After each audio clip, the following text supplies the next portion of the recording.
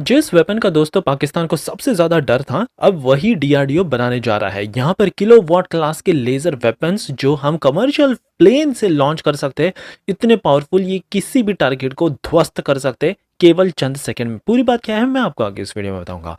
पाकिस्तान के rail minister तो कम नहीं है, ये एक से एक नमूने हैं। अब भारत को ये न्यूक्लियर थ्रेट देने लग गए हैं पाव पाव किलो के न्यूक्लियर बमों से। हमारी अगली खबर में आप देखेंगे कि कैसे भारत और अमेरिका दोनों ने पार्टनरशिप कर ली है, समझौते में हम आ चुके हैं और अब अमेरिका राजी हो गया है कि चलो भारत में इंजन मैन्युफैक्चरिंग स्टार्ट कर देंगे, F414 जेट इंजन की मैन्युफैक्चरिंग। पाकिस्तान की तरफ से फिर एक बड़ी अपडेट आई है। चाइना ने इनको भर भर कर PL-15 मिसाइल दी है, लेकिन इसमें एक बहुत बड़ा प्रॉब्लम है और ये डैमेज पूरे पाकिस्तान की एयरफोर्स को खोखला कर देता है। आखिरकार कैसे, ये भी मैं आपको आगे इस वीडियो में बताऊंगा। GTRE की तरफ से भी बड़ा अपडेट आया है। यहाँ पर तो ये कह रहे हैं कि हमको कोई विदेशी प्लेयर की जरूरत ही नहीं है, हम खुद ही हमारा कावेरी 2.0 जेट इंजन डेवलप कर सकते हैं 5 से 7 साल के भीतर, जो कि बहुत ही ज़्यादा ऑप्टिमिस्टिक टारगेट है। और फाइनली देखेंगे कि कैसे भारत के पास एक ऐसा दो ब्रह्मास्त्र है, ब्रह्मोस और स्कैल्प, जिसके तहत पाकिस्तान तो क्या, चीन का भी अभी तक चीन के पास कोई इसका मुकाबला नहीं है। सो काफ़ी इंटरेस्टिंग आज की सीरीज होगी, इन्फॉर्मेटिव होगी, इसलिए प्लीज़ आप एंड तक देखिएगा। विदाउट एनी फर्दर डिले बढ़ते हमारी पहली खबर की तरफ से, जो आ रही है DRDO के futuristic laser directed energy weapon की तरफ से। यहाँ पर हमने पहले तो 3 फेज में ये पूरा प्रोग्राम डिज़ाइन किया है। सबसे पहले तो है किलोवाट क्लास का लेज़र सिस्टम, जहाँ पर हम हेलीकॉप्टर्स और UAV में इसको फिट करके फिर ये किसी भी प्रकार के ड्रोन या अनआर्म्ड व्हीकल्स जैसे पाकिस्तान के टैंक्स हो गए, इनके व्हीकल्स हो गए, इसको इजीली डिस्ट्रॉय कर सकता है। तो दूसरा है हमारा LDEW, दैट मीन्स जो हम 4.5 और 5th जनरेशन फाइटर जेट में इंस्टॉल करेंगे। मोस्ट प्रॉब्ली इसको राफेल में हम इंटीग्रेट कर देंगे और हमारा तेजस MK2 फाइटर जेट आगे फिर एमका में भी ये डाल देंगे। इसमें हम 300 किलोवाट रेंज के ये पावर आउटपुट वाला ये पूरा सिस्टम होगा, डायरेक्टेड एनर्जी वेपन, जो कि किसी भी प्रकार के दुश्मनों के एयरक्राफ्ट को सीधे 1 सेकंड के भीतर ध्वस्त कर सकता है और ग्राउंड बेस्ड टारगेट को भी ये मार गिरा सकता है। और तीसरा और सबसे ज़्यादा खतरनाक, अभी तक ये अमेरिका के पास भी नहीं है, ये भारत अब डेवलप कर रहा है। ये सिस्टम ऐसा होगा कि हमने एक बहुत बड़ा प्लेन लिया है, एरोप्लेन A320, इसके ऊपर ये एयरबॉर्न सिस्टम फिट कर देंगे और ये किसी भी प्रकार की बैलिस्टिक मिसाइल को भी, जी हाँ, इंटरकॉन्टिनेंटल बैलिस्टिक मिसाइल को भी ये मिड कोर्स में ही ध्वस्त कर सकता है।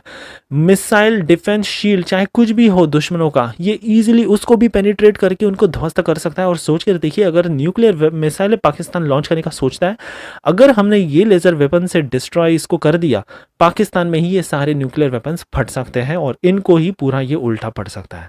हमारी अगली खबर पाकिस्तान के रेलवे मंत्री की तरफ से आ रही है।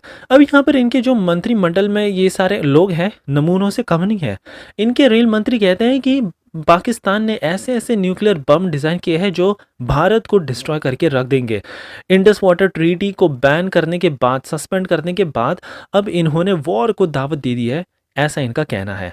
आगे तो ये भी कहते हैं कि जो भारत ने अपना एयर स्पेस बंद किया है, इनको बहुत बड़ी कीमत भी चुकानी पड़ेगी। पाकिस्तान के एयर स्पेस बैन करने के बाद ऑलरेडी यहाँ पर भारतीय कंपनियों को मिलियंस ऑफ डॉलर्स का नुकसान झेलना पड़ रहा है, लेकिन भारत के एयर स्पेस बंद करने के बाद पाकिस्तान का तो क्या हाल है, ये तो PIA ही बता सकता है। पूरी तरह से अब ये कंपनी बंद ही हो जाएगी लग रहा है। आगे मंत्री तो कहते हैं कि हमने न्यूक्लियर बम पूरे पाकिस्तान भर में फैला रखे हैं, तो हर एक कोने से हम कहीं से भी इसको डिप्लॉय कर सकते, लॉन्च कर सकते, किसी को कोई कानो कान खबर नहीं पड़ेगी और ये अपना काम कर देंगे। 2019 में एक स्टडी पब्लिश की गई थी, जहां पर बताया गया था कि अगर पाकिस्तान न्यूक्लियर बमों का यूज करता है और भारत भी यूज कर सकता है, तो मोस्ट प्रोबेबली 1 वीक के भीतर ही 2 करोड़ लोगों की मौत हो सकती है और न्यूक्लियर विंटर फॉर्म हो सकता है, जिससे तो 2 बिलियन पीपल यहाँ पर वर्ल्ड वाइड अपनी जान गंवा देंगे। तो यहाँ पर ये न्यूक्लियर थ्रेट्स देना पाकिस्तान का पूरी तरह से बेकार है, क्योंकि अगर भारत ने एक्शन ले लिया तो ये कहीं के भी नहीं रहेंगे। और अगर भारत ने मेगावाट की directed energy weapon system develop कर दिया तो ऑफ कोर्स यहाँ पर पाकिस्तान की जितने भी धमकी है वो बस धरे की धरे ही रह जाएंगे। हमारी अगली खबर आ रही है अमेरिका के F414 इंजन को लेकर। पहले तो ये बड़ा नाटक कर रहे थे, लेकिन अब फाइनली यहाँ पर तैयार हो चुकी है, कमर कस ली गई है और 2025 के एंड में, जी हाँ, बस अब कुछ ही महीनों के बाद भारत में पहली बार यहाँ पर GE के इंजन F414 सबसे एडवांस इंजन मैन्युफैक्चर किए जाएंगे। अगस्त 2023 से काफ़ी ज़्यादा हमने इस पर प्रेशर डाला था, $1 बिलियन की डील फिर साइन कर ली थी। हिंदुस्तान एरोनॉटिकल लिमिटेड को 80% टेक्नोलॉजी ट्रांसफ़र भी अब इसकी मिलने जा रही है। सो डीआरडीओ भी काफ़ी हद तक यहाँ पर एक क्रिटिकल रोल प्ले करेगा। सप्लायर्स हम ढूँढने लग गए हैं भारत में ही और पूरे दुनिया भर में, और एक पूरा इकोसिस्टम अब बनने जाएगा फॉर इंजन मैन्युफैक्चरिंग। हमारी अगली खबर फिर से चीन की तरफ से आ रही है। अब यहाँ पर बताया जा रहा है कि चीन ने भर भर कर PL-15 मिसाइलें पाकिस्तानी एयरफोर्स को सौंप दी है, और कैसे ये पूरी तरह से फेल है, बेसिकली मेड इन चाइना, ये पूरी तरह से फेल होगा, मैं आपको बताता हूँ। दरअसल अब पाकिस्तान ऑपरेट करता है JF-70 फाइटर जेट्स, और PL-15 को तो इन्होंने कैसे भी करके फिट ही कर दिया है, बस यहाँ पर जुगाड़ लगा लगा के। कुछ तस्वीरें भी इन्होंने वायरल कराई जहां पर देखकर तो ये लग रहा है हाँ अच्छा खासा है, लेकिन ये पूरी तरह से बेकार ही है। दरअसल चाइना यहाँ पर दावा करता है कि इनकी मिसाइल की रेंज है 300 किलोमीटर की, जो कि एयर टू एयर मिसाइल है बियॉन्ड विजुअल रेंज वाली, लेकिन जब इसको JF-17 फाइटर जेट में फिट किया जाता है तब इसकी रेंज काफ़ी हद तक घट जाती है। इसको JF-17 ब्लॉक 3 फाइटर जेट के लिए पहले तो बनाया गया ही नहीं है।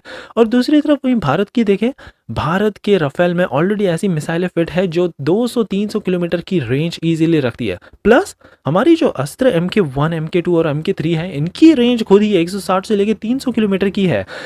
प्लस भारत के पास तो एयरबोर्न अर्ली वार्निंग सिस्टम भी है, नेत्रा और फैल्कॉन जैसे AWACS। सो अगर पाकिस्तान की तरफ से मिसाइल आ रही है, ये सबसे पहले हमारे अर्ली वार्निंग सिस्टम हमको बता देंगे, फिर भारत अपना इलेक्ट्रॉनिक वॉरफेयर सिस्टम स्टार्ट कर देगा और पाकिस्तान की मिसाइलों को कंफ्यूज कर देगा, और वहीं पाकिस्तान की सारी मिसाइलें फेल हो जाएंगी। इनफैक्ट इसको तो वहीं पर ही डिस्ट्रॉय किया जा सकता है।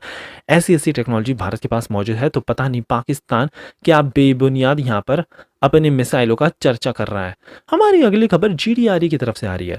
अब GDRE ने भी कह दिया है कि हमको विदेशी प्लेयर्स की ज़रूरत नहीं है, हम हमारा कावेरी 2.0 इंजन अगर भारतीय सरकार का सपोर्ट मिल जाए 5 से 7 साल के भीतर हम डेवलप करके सौंप सकते हैं।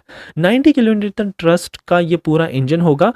इनका भरोसा है कि सबसे पहले तो ये अपने पुराने LCA तेजस फाइटर जेट को उठाएंगे और यहाँ पर ये रियल वर्ल्ड टेस्टिंग करना स्टार्ट कर देंगे, और फिर उसके बाद ही ये भारत के MK2 फाइटर जेट में लगाना स्टार्ट करेंगे। एक बार अगर भारत ने ये टेक्नोलॉजी बना ली, GE, किमोव और सैफ्रॉन से आने वाले इंजन हम पूरी तरह से हमको लेना ही नहीं पड़ेगा, और भारत के पास होगी अपनी पूरी देसी इंजन की टेक्नोलॉजी। फाइनली हमारी आखिरी खबर ब्रह्मोस और स्कैल्प मिसाइल की तरफ से आ रही है। ये वो दो मिसाइल है जो पाकिस्तान तो क्या पूरा चीन भी आज कांपता है। सबसे पहले तो मैं ब्रह्मोस मिसाइल बताऊं तो ऑफ कोर्स इसकी तो कोई दोहराई नहीं है, सुपरसोनिक, पूरे दुनिया में अभी तक ऐसी कोई मिसाइल नहीं बन पाई है, अमेरिका के पास भी नहीं है।